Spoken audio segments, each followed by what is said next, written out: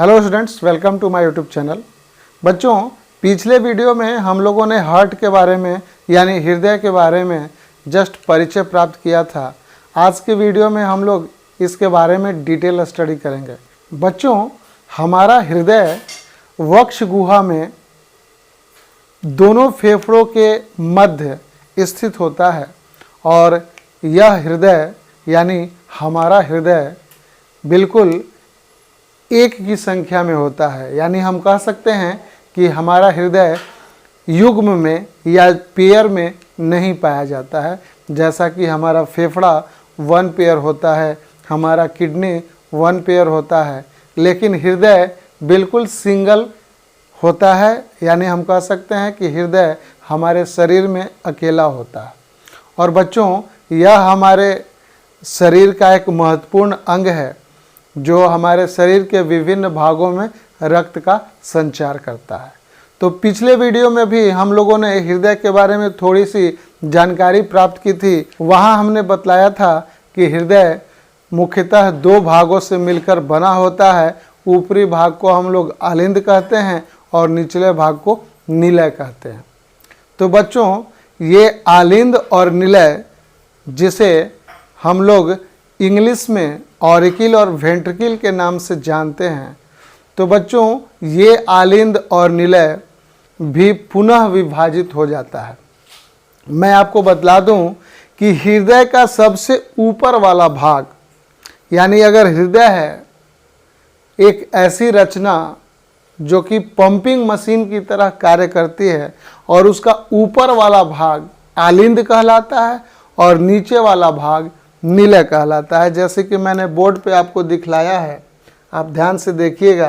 हृदय का ऊपरी भाग जो है ये आलिंद कहलाता है। यहाँ पे मैंने स्पष्ट लिखा है ऊपरी भाग, जिसे हम आलिंद के नाम से जानते हैं। और ये जो निचला भाग है, निचला भाग निलय के नाम से जाना जाता है। तो इस फिगर से हम लोग समझेंगे बच्चों कि यह आलिंद जो कि हृदय का ऊपरी भाग है, यह 2 भागों में बटा होता है, यानी दाएं भाग और बाएं भाग में बटा होता है। उसी तरह से निलय जो कि हृदय की निचली भाग है, यह भी दायां और बायां भाग में बटा होता है। तो कैसे बटा होता है, तो इसको हम लोग ध्यान से देखेंगे। बच्चों, आलिंद में एक विशेष प्रकार की विभाजक रेखा है या विभाजक रचना है या एक विशेष प्रकार की विभाजिका है, जिसे हम अंतरा आलिंद भित्ति के नाम से जानते हैं। और निलय में भी हम लोग देखेंगे कि निलय दाएं और बाएं भाग में बटा हुआ है। तो यहाँ भी एक विशेष प्रकार की विभाजिका है जिसे हम सेप्टम के नाम से जानते हैं। और यह सेप्टम या विभाजिका या विभाजक रेखा अंतरा निलय भित्ति के नाम से जानते हैं। बच्चों, अंतरा आलिंद भित्ति को हम लोग इंटर ऑरिकुलर सेप्टम के नाम से जानते हैं और अंतरा निलय भित्ति को हम लोग इंटर वेंट्रिकुलर सेप्टम के नाम से जानते हैं। तो बच्चों, आप यहाँ तक समझ गए होंगे कि हमारा हृदय एक चेंबर के समान है, यानी हमारा हृदय अंदर से बिल्कुल खोखला है और यह हृदय 2 रचनाओं से मिलकर बना होता है। इस पॉइंट को आप याद कर लेंगे कि हमारा जो हृदय का ऊपरी भाग है उसे हम आलिंद के नाम से जानते हैं और जो निचला भाग है उसे हम निलय के नाम से जानते हैं। इंग्लिश में आलिंद को ऑरिकिल कहते हैं और निलय को हम लोग इंग्लिश में वेंट्रिकल के नाम से जानते हैं। तो आलिंद दाएं और बाएं भाग में बटा होता है। तो जाहिर सी बात है कि आलिंद अगर दाएं और बाएं भाग में बटा है तो बीच में कोई ना कोई सेप्टम है, कोई ना कोई विभाजक रेखा है या विभाजिका है, जिसे हम अंतरा आलिंद भित्ति के नाम से जानते हैं।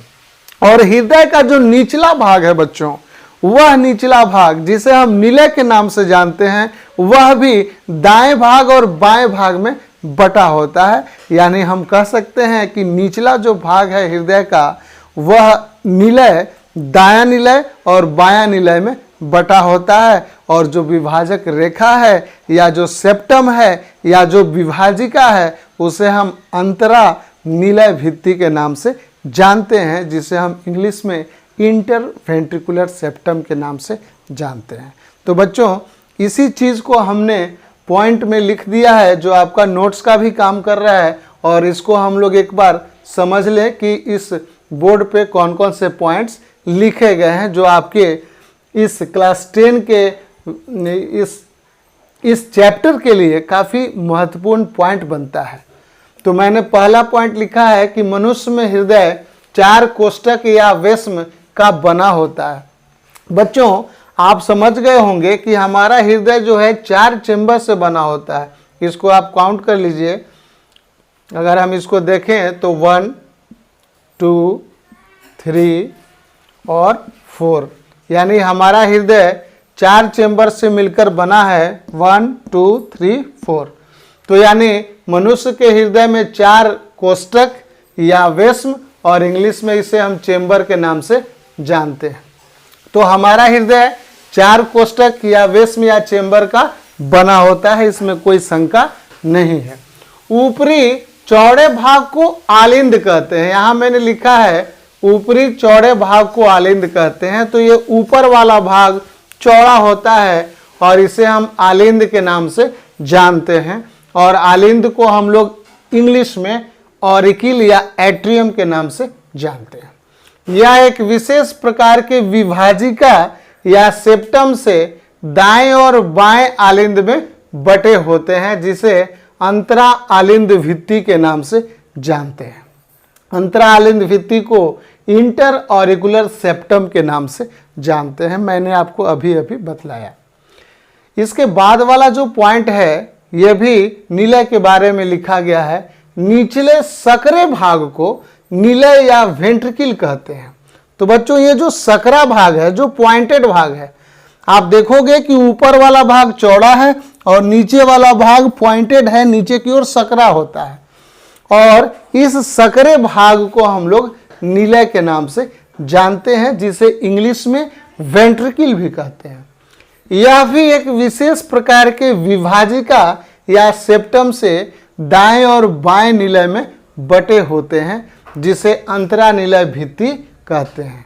तो बच्चों, इस फिगर में आपको यही बतलाया गया है कि हमारा हृदय 4 चेंबर से बना है, 4 कोष्ठक से बना है, और ऊपरी रचना को आलिंद कहते हैं और निचली रचना को निलय कहते हैं। और जब ऊपरी भाग आलिंद है और जब इसे बांटा जाएगा बीचों बीच, तो बांटने से क्या होगा, दायां भाग और बायां भाग में वो डिवाइड हो जाएगा। दाएं भाग को दायां आलिंद, बाएं भाग को बायां आलिंद।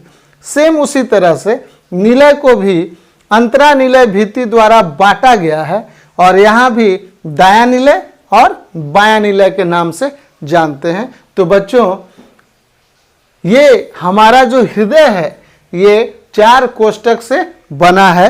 ये ऑब्जेक्टिव क्वेश्चन में आपको आ सकता है कि मनुष्य के हृदय में कितने कोष्ठक या कितने वेश्म या चेंबर पाए जाते हैं।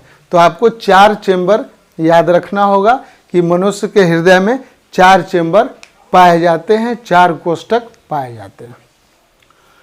और इस रचना को याद रखिएगा कि कौन सी विभाजक रेखा है या कौन सी रचना है जो आलिंद को दाएं और बाएं आलिंद में बांटती है, जिसे हम अंतरा आलिंद भित्ति के नाम से जानते हैं।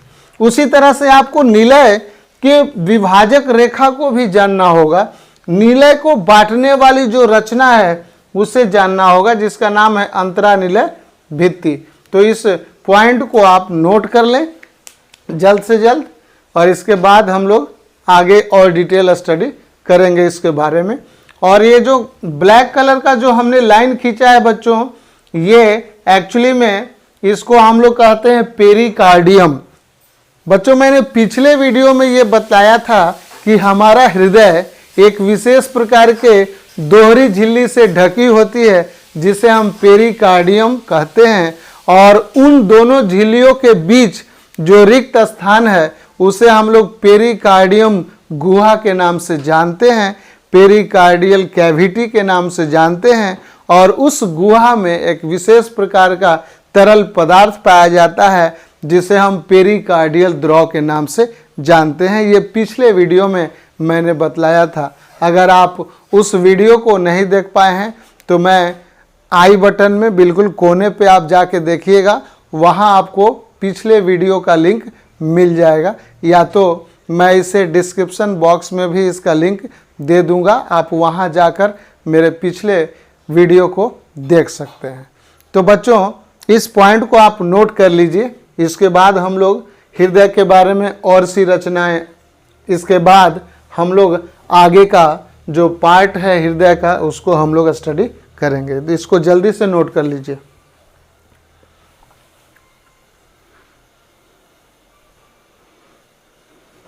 बच्चों मैंने अभी अभी आपको बतलाया कि हमारा हृदय 4 कोष्ठक से मिलकर बना होता है, दायां आलिंद, बायां आलिंद, दायां निलय और बायां निलय। तो बच्चों दायां आलिंद जो कि ऊपरी भाग में पाया जाता है और दायां निलय निचले भाग में पाया जाता है। तो दायां आलिंद एक विशेष प्रकार के छिद्र से दाएं निलय में खुलता है। उस छिद्र को दायां आलिंद निलय छिद्र के नाम से जानते हैं। बच्चों दायां आलिंद निलय छिद्र एक विशेष प्रकार के कपाट या एक विशेष प्रकार के वाल्व द्वारा नियंत्रित होती है, जिसे हम त्रिदली कपाट या अंग्रेजी में ट्राइकस्पिड वाल्व के नाम से जानते हैं। ये काफ़ी महत्वपूर्ण रचना है, आपको इसे याद करना होगा। फिगर को आप समझ लीजिएगा तो आपको सब कुछ बिल्कुल आसान लगेगा। जो मैंने बोर्ड पे ड्रॉ किया है एक बार आप फिर से फिगर को देखते हुए समझिए, और ये जो मैंने आपको पॉइंट्स लिखे हैं बिल्कुल आसानी से समझ में आ जाएगा। तो बच्चों मैंने यहाँ पे ड्रॉ किया है हार्ट का एक आंतरिक संरचना, और इसमें मैंने आपको दिखलाया है दायां आलिंद और बायां आलिंद। अभी अभी मैंने बतलाया कि हृदय के ऊपरी भाग में पाया जाता है जिसे हम आलिंद कहते हैं, और यह आलिंद दाएं और बाएं भाग में बटा होता है। और बांटने वाली जो रचना है जो बिल्कुल काले रंग में है, इसको हम लोग क्या बोलते हैं, अंतरा आलिंद भित्ति। ठीक है, तो यह विभाजक रेखा आलिंद को दाएं और बाएं भाग में बांट देती है। उसी तरह से निलय जो कि निचला भाग है हृदय का, और यह भी एक विभाजक रेखा से दायां निलय और बाएं निलय में बटा होता है।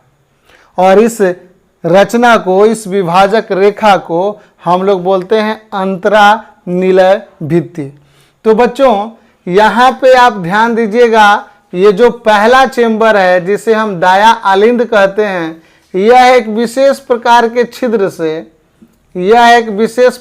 छिद्र से दायां निलय में खुलता है। आप ध्यान दीजिएगा, दायां आलिंद, यह दायां आलिंद एक विशेष प्रकार के छिद्र से इस दाएं निलय में खुलता है। इस छिद्र का नाम है दायां आलिंद निलय छिद्र।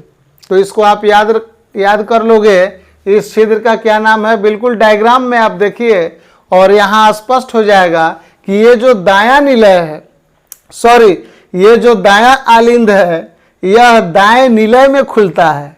ऊपर वाला जो खोखला भाग है यह नीचे वाले खोखले भाग में खुलता है। तो जिस छिद्र से खुलता है उसको हम दायां आलिंद निलय छिद्र के नाम से जानते हैं। आलिंद पहले आया क्योंकि यह ऊपर से नीचे की ओर खुल रहा है और ये दाएं भाग में है, इसलिए इसका नाम क्या हुआ। इसके नाम को आप पकड़िए, इसके नाम को समझिए। दायां मतलब दायां भाग, आलिंद निलय छिद्र यानी आलिंद निलय छिद्र। तो यह दायां आलिंद दाएं निलय में खुल रहा है, एक रास्ता है। इस रास्ते को, इस छिद्र को दायां आलिंद निलय छिद्र के नाम से जानते हैं। इसे हम लोग इंग्लिश में राइट ऑरिकुलो वेंट्रिकुलर एपर्चर के नाम से जानते हैं। तो बच्चों आप हिंदी में, चूंकि आपका ये जो क्लास है हिंदी मीडियम का है, तो आप इस छिद्र को हिंदी में याद कर लोगे, दायां आलिंद निलय छिद्र। बहुत आसान है, आपको ये भाग देखना है कि ऊपर दायां आलिंद है, नीचे दायां निलय है, बीच वाला जो छिद्र है, बीच वाला जो रास्ता है, उस रास्ते का नाम क्या है? दायां आलिंद निलय छिद्र। और यहाँ एक ध्यान देने वाली बात यह है बच्चों कि ये जो छिद्र है एक विशेष प्रकार के वाल्व से, एक विशेष प्रकार के कपाट से नियंत्रित होती है, जिसे हम त्रिदली कपाट के नाम से जानते हैं। और त्रिदली कपाट को हम लोग ट्राइकस्पिड वाल्व के नाम से भी जानते हैं। ट्राई का मतलब होता है 3 और कस्प का मतलब होता है एक विशेष प्रकार की झिल्ली। तो यह जो रास्ता है, यह जो छिद्र है, जिसे हमने दायां आलिंद निलय छिद्र के नाम से कहा, यह छिद्र त्रिदली कपाट द्वारा नियंत्रित होती है। यानी जब यह कपाट बंद हो जाती है तो यह रास्ता भी बंद हो जाता है, और जैसे ही ये कपाट खुलती है ये रास्ता खुल जाता है। जस्ट ये दरवाजे जैसा है बच्चों। अगर हमारे घर में किसी कमरे का दरवाज़ा नहीं है तो वह बिल्कुल खुला रास्ता हो जाता है, कोई भी आ और जा सकता है। तो यहाँ यह दरवाज़ा का काम करता है। जैसे ही यह कपाट आपस में चिपक जाती हैं, आपस में सट जाती हैं, ये छिद्र बंद हो जाता है। और जैसे ही ये कपाट खुलती हैं, जैसे ही ये कपाट खुल जाती हैं, ये रास्ता खुल जाता है। इसका मतलब दायां आलिंद में जो भी रक्त आएगा, इस दाएं आलिंद में जो भी रक्त आएगा, अभी मैं रक्त का प्रकार नहीं बतला रहा हूं, आप अभी रक्त जानिए कि जैसे ही इसमें रक्त आएगा तो यह कपाट बंद होगा पहले, तभी तो यह भरेगा।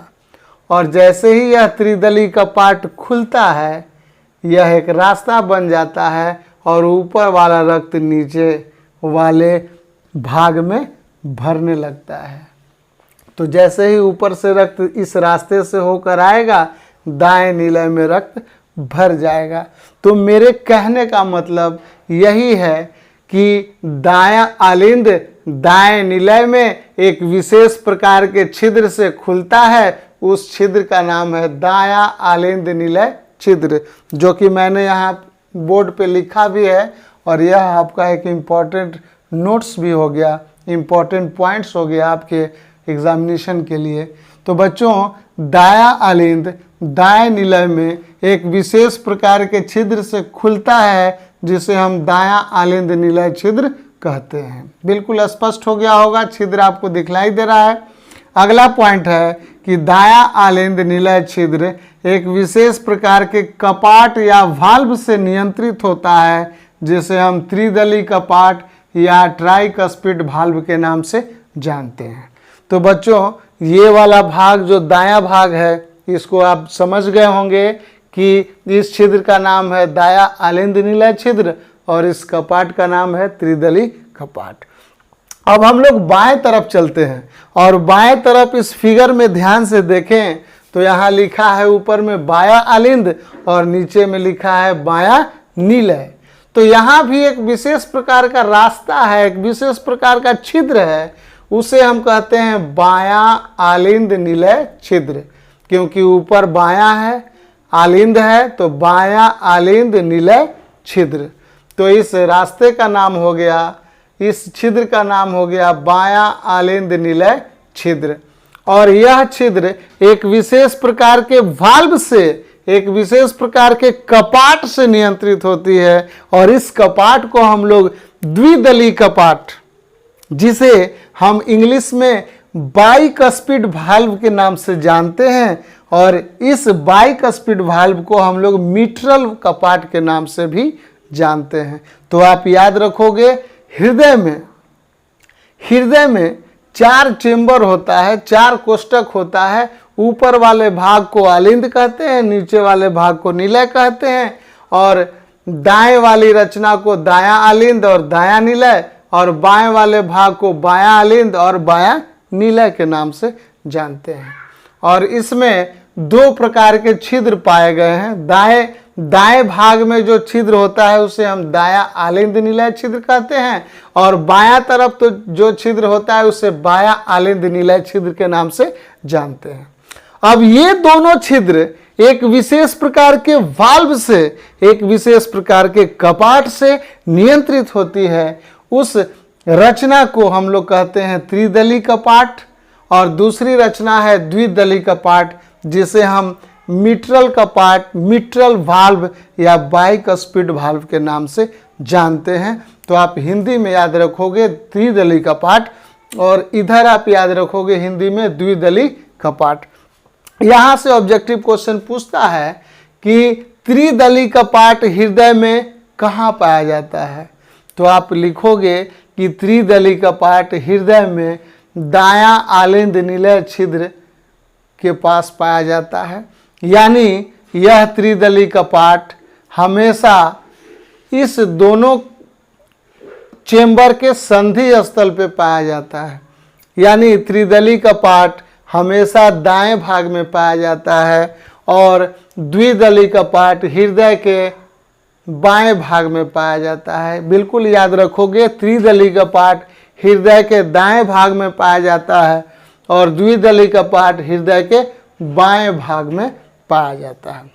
और ये दोनों कपाट दोनों चेंबर के जंक्शन पे पाए जाते हैं। दोनों चेंबर का जंक्शन का मतलब ये दोनों खाली जो कमरा है, ये दोनों खाली जो कोष्टक हैं, इनके जंक्शन पे पाया जाता है। ठीक है बच्चों, तो उसी बात को मैंने यहाँ लिखा है कि बायां आलिंद बाएं निलय में एक विशेष प्रकार के छिद्र से खुलता है, जिसे बायां आलिंद निलय छिद्र कहते हैं। बायां आलिंद निलय छिद्र एक विशेष प्रकार के कपाट या वाल्व से नियंत्रित होता है, जिसे द्विदली कपाट या मिट्रल कपाट या बाइक स्पीड वाल्व के नाम से जानते हैं। तो बच्चों, इस पॉइंट को आप जल्दी से जल्दी नोट कर लीजिए, फिर हम लोग आगे वाला भाग पढ़ेंगे। बच्चों, दाएं निलय से एक विशेष प्रकार का चाप निकलता है, जिसे हम फुफ्फुस चाप के नाम से जानते हैं। बच्चों ध्यान दीजिएगा, यहाँ जो दायां निलय है, इस दाएं निलय से एक विशेष प्रकार का चाप निकलता है। उस चाप को हम लोग फुफ्फुस चाप के नाम से जानते हैं, जो कि मैंने बोर्ड पे लिखा है। आप ध्यान दीजिएगा, इस फिगर को समझिएगा। मैंने आपको अभी अभी बतलाया कि दायां आलिंद से रक्त दायां निलय में पहुंचता है, लेकिन कैसे पहुंचता है, तो एक विशेष प्रकार के छिद्र से पहुंचता है। उस छिद्र का नाम है दायां आलिंद निलय छिद्र, और यह छिद्र एक विशेष प्रकार के कपाट से नियंत्रित होता है, जिसे हम त्रिदली कपाट के नाम से जानते हैं। तो बच्चों, इस दाएं आलिंद का रक्त जैसे ही दाएं निलय में पहुंचता है, तो यहाँ दाएं निलय में पहुंचा गया रक्त या दाएं निलय में आया हुआ रक्त, यह पुनः इस फुफ्फुस चाप से फेफड़ा तक पहुंचता है। यानी दाएं आलिंद में आया हुआ रक्त हृदय के संकुचन के कारण जब यह संकुचित होता है, तो वह रक्त दाएं निलय में पहुंचता है, और दाएं निलय के संकुचन के बाद यह रक्त एक विशेष प्रकार के चाप से, एक विशेष प्रकार की नली है, उस नली को हम लोग फुफ्फुस चाप के नाम से जानते हैं, जो कि सिंगल होता है, बिल्कुल अकेला नली होता है। इस फुफ्फुस चाप, इस नली को हम लोग फुफ्फुस चाप के नाम से जानते हैं, जो बोर्ड पे लिखा हुआ है। यह फुफ्फुस चाप आगे चल करके दो शाखाओं में बट जाती है, जिसे हम लोग दायां फुफ्फुस धमनी और बायां फुफ्फुस धमनी के नाम से जानते हैं। चूंकि हम सभी जानते हैं कि हमारे शरीर के अंदर, हमारे वक्ष गुहा के अंदर जो हमारा फेफड़ा है, वह दो भाग में बटा होता है। यानी हमारा फेफड़ा दो लोब का बना होता है। एक लोब को राइट लंग्स यानी दायां फेफड़ा और दूसरा बायां फेफड़ा लेफ्ट लंग्स। यानी हम कह सकते हैं कि हमारा जो फेफड़ा है वह एक पेयर का होता है, एक जोड़े का होता है। यानी हमारा जो लंग्स है, हमारा जो फेफड़ा है जो कि वक्ष गुहा के अंदर पाया जाता है, उस फेफड़े को भी दो भागों में बांट दिया गया है, एक दायां फेफड़ा, दूसरा बायां फेफड़ा। तो दायां और बायां फेफड़ा होने के कारण यह फुफ्फुस धमनी दो भाग में बट चुकी होती है, दायां फुफ्फुस धमनी और बायां फुफ्फुस धमनी। और यह दायां नीले से निकला हुआ जो फुफ्फुस चाप है ये आगे की ओर दो धमनियों में बट जाती है और वह दोनों धमनी कहाँ जाता है बच्चों? तो वह दोनों धमनी फेफड़ा में जाता है। ये दोनों धमनी लंग्स में जाता है, फेफड़ा में जाता है। तो फेफड़ा में क्यों जाता है आप जरा ध्यान से सोचिएगा। इसकी चर्चा हम लोग थोड़े देर में वीडियो में किया जाएगा। तो बच्चों इस पॉइंट को आप समझिए, काफ़ी इम्पॉर्टेंट है ये वीडियो आज का। इस वीडियो में हम लोग हृदय के आंतरिक रचना को पूरी तरह से समझ जाएंगे। एक एक स्टेप मैं आपको समझा रहा हूँ, अगर आप नहीं समझेंगे तो ये हृदय की आंतरिक संरचना और इसकी क्रियाविधि आपको समझ में नहीं आएगी। तो एक एक पॉइंट को ध्यान से देखिए और समझिए। मैं यही कह रहा हूँ कि दायां आलिंद में आने वाला रक्त जो है, इसके संकुचन के कारण यह रक्त नीचे की ओर दाएं नीले में पहुंचता है। और जब यह दबेगा बच्चों, जब यह संकुचित होगा तो यह रक्त इसी फुफ्फुस चाप से आगे की ओर जाएगा और यह दो भागों में बंटते हुए दायां फुफ्फुस धमनी और बायां फुफ्फुस धमनी से होते हुए अल्टीमेटली कहाँ पहुँचता है? फेफड़ा में पहुँचता है। और फेफड़ा में जाने के बाद यानी फेफड़ा में पहुँचने के बाद हमारा जो रक्त है वह शुद्ध होता है। यानी फेफड़ा में जाने के बाद रक्त प्यूरिफाई होता है। शुद्ध होना का मतलब प्यूरिफिकेशन होता है। तो हमारा रक्त कैसे शुद्ध होगा? तो दिमाग लगाइए, कैसे शुद्ध होगा? तो लंग्स में है क्या? ऑक्सीजन है। हम लोग वातावरण से ऑक्सीजन ग्रहण कर रहे हैं। तो इसका मतलब वह जो रक्त हृदय से फेफड़ा में गया है, ध्यान दीजिएगा, वह रक्त जो हृदय से फेफड़ा में गया है वह अशुद्ध रक्त है। यानी वह डीऑक्सीजनेटेड ब्लड कहलाता है। डीऑक्सीजनेटेड ब्लड का मतलब अशुद्ध रक्त, उसमें ऑक्सीजन का अभाव है। यानी अशुद्ध रक्त वह रक्त है जिसमें कार्बन डाइऑक्साइड गैस की मात्रा अधिक होती है। तो बच्चों हमारा रक्त जो कि दाएं भाग में पहुंचता है वह अशुद्ध रक्त होता है। याद रखिएगा, बहुत महत्वपूर्ण पॉइंट है, इसको नोट कर लीजिएगा कि वह रक्त जो हमारे हृदय के दाएं भाग में पहुंचता है वह अशुद्ध रक्त होता है। उसमें कार्बन डाइऑक्साइड की मात्रा बहुत ज़्यादा होती है। इसीलिए यह अशुद्ध रक्त फेफड़े में जाता है और वहाँ CO2 अलग होकर बाहर निकल जाता है और जो हम ऑक्सीजन लेते हैं वह ऑक्सीजन उस रक्त में घुलकर, उस रक्त में मिलकर पुनः हमारे हृदय में वापस आता है। तो इस पॉइंट को हम लोग यहाँ समझेंगे कि आखिर दाएं नीले से कौन सी रचना निकलती है और इस रचने में कौन से कपाट पाए जाते हैं, इस नली में कौन सा कपाट पाया जाता है। तो बच्चों याद रखिएगा, इस फुफ्फुस चाप में 3 अर्धचंद्राकार कपाट पाए जाते हैं। उस कपाट को हम लोग अर्धचंद्राकार कपाट के नाम से जानते हैं। और बच्चों ध्यान दीजिएगा, जैसे ही रक्त यहाँ से इस नली में पहुँचता है, घुसता है, प्रवेश करता है, तो यह धीरे धीरे रक्त ऊपर की ओर जाता है। तो इस ऊपर जाने वाले रक्त को नीचे न गिर जाए, इसलिए यह भाग जो है ये नीचे आने से रक्त को क्या करता है, रोकता है। यानी जब आप इस रास्ते से आगे बढ़ गए तो आप नीचे नहीं आ सकते हैं, गेट अपने आप लॉक हो जाएगा, लेकिन जा सकते हैं। ठीक है, तो इस बात को याद रखिएगा कि जैसे ही दाएं आलिंद में पहुंचा हुआ रक्त दाएं निलय में आता है और दाएं निलय से जब रक्त संकुचित होकर फुफ्फुस चाप से आगे बढ़कर फुफ्फुस धमनी में पहुंचता है तो यह फेफड़ा में जाता है। और इस चाप में 3 भाल्व पाए जाते हैं जो अर्धचंद्राकार होते हैं, यानी अर्धचंद्रमा के आकार का होता है। उस कपाट का नाम है अर्धचंद्राकार कपाट, जो कि इस फुफ्फुस चाप में पाया जाता है। और इस कपाट का काम क्या है, तो यह रक्त को नीचे गिरने से बचाता है। तो इस पॉइंट्स को मैंने लिखा है, इसको आप समझ लीजिए। मैंने क्या लिखा है, दाएं निलय के अगले भाग से एक विशेष प्रकार का चाप निकलता है जिसे हम फुफ्फुस चाप के नाम से जानते हैं, जिसे हम फुफ्फुस चाप या पल्मोनरी आर्च कहते हैं।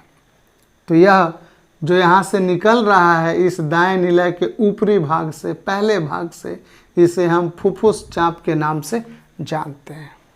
फुफ्फुस चाप में 3 अर्धचंद्राकार कपाट, जिसे हम सेमी ल्यूनार वाल्व कहते हैं, यह रक्त को नीचे जाने से रोकता है। मैंने आपको अभी अभी बतलाया कि अर्धचंद्राकार कपाट जो है यह रक्त को इस नली से नीचे जाने से रोकता है। यह फुफ्फुस चाप आगे चलकर 2 शाखाओं में विभाजित हो जाता है, जिसे हम दायां फुफ्फुस धमनी और बायां फुफ्फुस धमनी यानी पल्मोनरी आर्टरी के नाम से जानते हैं। यह फुफ्फुस धमनी रक्त को फेफड़ों तक पहुंचाता है। तो मैंने आपको इस डायग्राम में, इस फिगर में आपको बतलाया कि जो भी रक्त दाएं भाग में है वह शुद्ध रक्त है और उसमें CO2 की मात्रा अधिक है। तो CO2 गैस हमारे लिए हानिकारक है, तो वह CO2 गैस बाहर निकलना चाहिए। तो यह दायां निलय जब संकुचित होता है, दबता है, तो वह रक्त इस फुफ्फुस चाप से होते हुए दाएं और बाएं फुफ्फुस धमनी से होते हुए यह अल्टीमेटली फेफड़ा में रक्त को पहुंचाता है और वहां जाकर वही रक्त शुद्ध हो जाता है। शुद्ध हो जाता है मतलब अब वह ऑक्सीजन युक्त हो जाता है। जो पहले कार्बन डाइऑक्साइड युक्त रक्त था, अब लंग्स में या फेफड़ा में जाकर क्या हो जाएगा, ऑक्सीजन युक्त हो जाएगा। तो इस पॉइंट को आप जल्दी से लिख लें और इस फिगर से भी मैंने आपको समझा दिया, कहीं कोई दिक्कत नहीं होनी चाहिए। दिक्कत होगी तो आप कमेंट बॉक्स में जाकर कमेंट जरूर कीजिए और इसको जल्दी से बच्चों आप नोट कीजिए, फिर हम लोग आगे लिखते हैं और उसको समझते हैं। तो इसको नोट कर लीजिए बच्चों। अब हम लोग देखेंगे कि बायां आलिंद से जो रक्त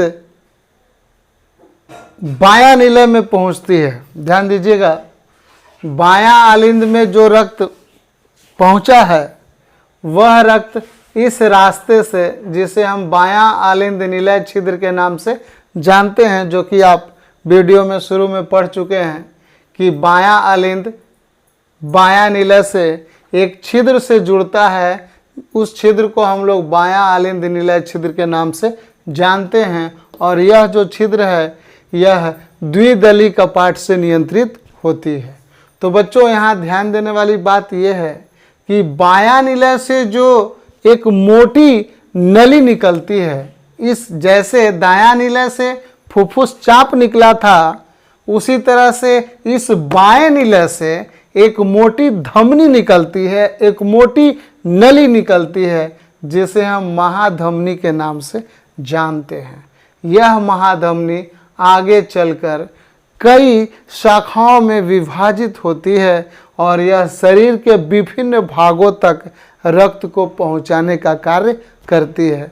तो याद रखेंगे, महाधमनी काफ़ी मोटा नली होता है, यानी खून का नली मोटा, दैट इज कॉल्ड एओर्टा। इस महाधमनी को हम लोग अंग्रेजी में क्या बोलते हैं? एओर्टा। तो इसको याद करने के लिए एक फॉर्मूला बना लीजिए कि खून का नली मोटा, दैट इज कॉल्ड एओर्टा। तो बच्चों जिस तरह से दायां निलय से फुफ्फुस चाप निकला था, उसी तरह से बायां निलय से महाधमनी चाप या महाधमनी निकलता है, और यह महाधमनी आगे चल के शरीर के विभिन्न भागों में रक्त को फैलाने का कार्य करती है, रक्त को ढोने का कार्य करता है, रक्त को विभिन्न भागों में फैलाता है। इस रचना को हम लोग महाधमनी या एओर्टा के नाम से जानते हैं। तो यह नली काफी मोटा होता है और इसमें भी अर्धचंद्राकार कपाट पाए जाते हैं। अर्धचंद्रा कपाट इसलिए पाए जाते हैं ताकि इस बाएं निलय के संकुचन से जो रक्त ऊपर की ओर जाएगा वह नीचे की ओर नहीं गिरे। इसीलिए इस बाएं निलय से जो भी रक्त शरीर के विभिन्न भागों तक जाता है, इस नली से ही होकर जाता है और वह रक्त नीचे न आए, इसलिए अर्धचंद्राकार कपाट महाधमनी में भी पाया जाता है। तो याद रखोगे, कपाट हृदय में टोटल 4 होते हैं। एक त्रिदली कपाट, दूसरा द्विदली कपाट और 2 जगह अर्धचंद्राकार कपाट, यानी 4 प्रकार के कपाट हृदय में उपस्थित होते हैं। ठीक है, तो इसको आप याद रखोगे और इन्हीं बातों को हम लोग समझ लें जो कि पॉइंट लिखा हुआ है। तो बच्चों इस पॉइंट को समझ लीजिए। बाएं निलय के अगले भाग से एक मोटा नली निकलता है जिसे महाधमनी या एओर्टा कहते हैं। ये महाधमनी है जिसे हम एओर्टा कहते हैं। यह बायां निलय से निकलता है, जबकि मैंने अभी आपको बतलाया कि फुफ्फुस चाप दायां निलय से निकलता है जो कि फेफड़ा में जाता है, और महाधमनी बाएं निलय से बाएं साइड से निकलता है जो कि शरीर के विभिन्न भागों में रक्त को फैलाता है। एक चीज़ और मैं यहाँ बतला दूं बच्चों कि महाधमनी में शुद्ध रक्त जाता है, फुफ्फुस चाप से अशुद्ध रक्त फेफड़ा में जाता है, फुफ्फुस चाप से अशुद्ध रक्त फेफड़ा में जाता है, फेफड़ा में रक्त का शुद्धिकरण होता है, ऑक्सीजन युक्त हो जाता है, और वही रक्त फेफड़ा से दोबारा बायां आलिंद में आता है। वही रक्त जो फेफड़ा में गया था वह दोबारा बायां आलिंद में आता है।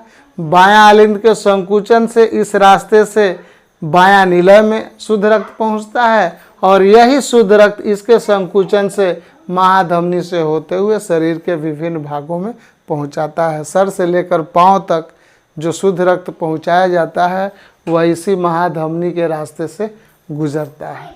तो बच्चों इसी पॉइंट को यहाँ लिखा गया है। महाधमनी या एओर्टा में भी 3 अर्धचंद्राकार कपाट पाए जाते हैं जो रक्त को नीचे जाने से रोकता है। तो यह महाधमनी में 3 अर्धचंद्राकार कपाट हैं जो रक्त को नीचे जाने से रोकता है। महाधमनी आगे चलकर कई धमनियों में विभाजित होकर संपूर्ण भागों में रक्त पहुंचाता है। तो बच्चों मैंने इस बात को समझा दिया कि बायां आलिंद में जो भी रक्त फेफड़ा से आता है, याद रखिएगा बायां आलिंद में, इस बाएं आलिंद में जो भी रक्त फेफड़ा से पहुंचता है इसमें वह शुद्ध रक्त होता है। चूंकि फेफड़ा से रक्त हृदय में आ रहा है तो वह शुद्ध होगा, उसमें ऑक्सीजन की मात्रा अधिक होगी, यानी ऑक्सीजन युक्त रक्त होगा, और उसे हम शुद्ध रक्त या प्योर ब्लड के नाम से जानते हैं। यही शुद्ध रक्त इसके संकुचन से इस रास्ते से बायां निलय में पहुंचता है। बायां आलिंद से शुद्ध रक्त बायां निलय में, और बायां निलय से शुद्ध रक्त पूरे शरीर में फैल जाता है। तो इस बात को हम लोगों ने यहाँ नोट कर लिया है।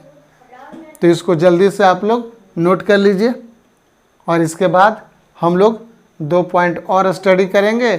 इसके बाद हम लोग अगले वीडियो में हृदय की क्रिया विधि को पढ़ेंगे। तो जल्दी से इसको नोट कर लीजिए। इसके बाद हम लोग तुरंत अगला 2 पॉइंट जो कि बहुत महत्वपूर्ण है उसको पढ़ लेंगे। तो जल्दी नोट कीजिए। बच्चों, एक और महत्वपूर्ण बात इस हृदय में हम लोग जानेंगे कि हृदय में जो भी अशुद्ध रक्त शरीर के विभिन्न भागों से पहुंचता है वह कुछ विशेष प्रकार के महाशिराओं से पहुंचता है। तो हमारे शरीर के ऊपरी भाग से 2 अग्र महाशिरा अशुद्ध रक्त हृदय में डालती हैं, हृदय में लाती हैं, तथा शरीर के निचले भागों से जो अशुद्ध रक्त हृदय में पहुंचती है वह पश्च महाशिरा से हमारे हृदय में पहुंचती है। तो बच्चों याद रखिएगा, शरीर के विभिन्न भागों से जो अशुद्ध रक्त हमारे हृदय में यानी हमारे हृदय के दाएं आलिंद में पहुंचता है वह कुछ विशेष प्रकार के महाशिरा द्वारा ढोया जाता है। उसे हम अग्र महाशिरा और पश्च महाशिरा के नाम से जानते हैं।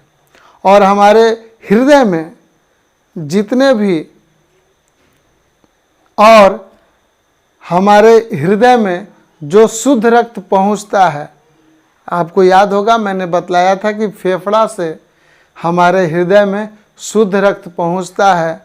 वह शुद्ध रक्त एक विशेष प्रकार के शिरा से पहुंचता है जिसे हम फुफ्फुस शिरा के नाम से जानते हैं।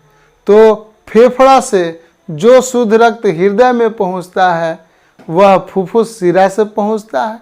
जैसे आप इस फिगर में देखिएगा कि इस फेफड़ा से जो भी शुद्ध रक्त इस बाएं आलिंद में पहुंचता है उस शिरा का नाम है फुफ्फुस शिरा। यानी फुफ्फुस शिरा एक ऐसा शिरा है जो फेफड़ा से शुद्ध रक्त को इस बाएं आलिंद में पहुंचाता है। और इस दाएं आलिंद में जो शरीर का अशुद्ध रक्त है वह अग्र महाशिरा और पश्च महाशिरा से इस दाएं आलिंद में पहुंचता है। तो इसको ध्यान दीजिएगा बच्चों, काफ़ी महत्वपूर्ण है कि हमारे शरीर में जो शुद्ध रक्त है वह फेफड़ा से हृदय में पहुंचता है। चूँकि मैंने आपको इसमें बतलाया भी है इस वीडियो में कि जितने भी अशुद्ध रक्त जो हृदय में पाए गए हैं वह शुद्ध करने के लिए फेफड़ा में भेजा गया। और फेफड़ा में जब वही रक्त शुद्ध होकर वापस हृदय में आए तो कुछ न कुछ नली से ही आए होंगे, कुछ न कुछ विशेष प्रकार के ट्यूब से ही आए होंगे। तो उस नली का नाम है फुफ्फुस शिरा। यानी फेफड़ा से शुद्ध रक्त बाएं आलिंद में फुफ्फुस शिरा से ही पहुंचता है। उसी तरह से हमारे इस दाएं आलिंद में शरीर का जितना भी अशुद्ध रक्त है वह पश्च महाशिरा और अग्र महाशिरा से होते हुए इस दाएं आलिंद में अशुद्ध रक्त पहुंचता है। तो इस हृदय में हम लोगों ने बहुत सारी रचनाओं के बारे में स्टडी किया, बहुत सारे रचनाओं के बारे में अध्ययन किया। तो बच्चों इस वीडियो को आप जब तक पूरा नहीं देखेंगे आप हृदय के आंतरिक रचनाओं को समझ नहीं पाएंगे। तो हिंदी मीडियम के वैसे विद्यार्थी जो मैट्रिक का इम्तहान देने वाले हैं अगले साल, तो वैसे बच्चे इस वीडियो को पूरा देखें और हृदय को अच्छी तरह से समझ लें, हृदय की आंतरिक संरचना को समझ लें। और यदि मेरा वीडियो अच्छा लगा हो, मेरी पढ़ाई आपको समझ में आ रही हो, तो अपने दोस्तों में इस वीडियो को अधिक से अधिक शेयर करें। और वैसे बच्चे जो मेरे इस चैनल को पसंद करते हैं, चैनल को लाइक करते हैं, तो प्लीज़ वो मेरे चैनल को सब्सक्राइब कर लें। क्योंकि आप वीडियो तो देखते हैं लेकिन आप चैनल को सब्सक्राइब करना भूल जाते हैं। तो बच्चों चैनल को अधिक से अधिक सब्सक्राइब करें और अपने दोस्तों में इस वीडियो को शेयर करें। तो बच्चों जो भी चीज़ें आप इस वीडियो में आपको लगता है कि समझ नहीं पाए हैं तो ज़रूर कमेंट बॉक्स में जाकर कमेंट करें। हालांकि मैंने इस वीडियो में आपको बहुत सारी चीज़ें बतलाई हैं जो कि आपको समझ में आ जाएंगी। तो मिलते हैं हम लोग अगले वीडियो में, तब तक के लिए धन्यवाद।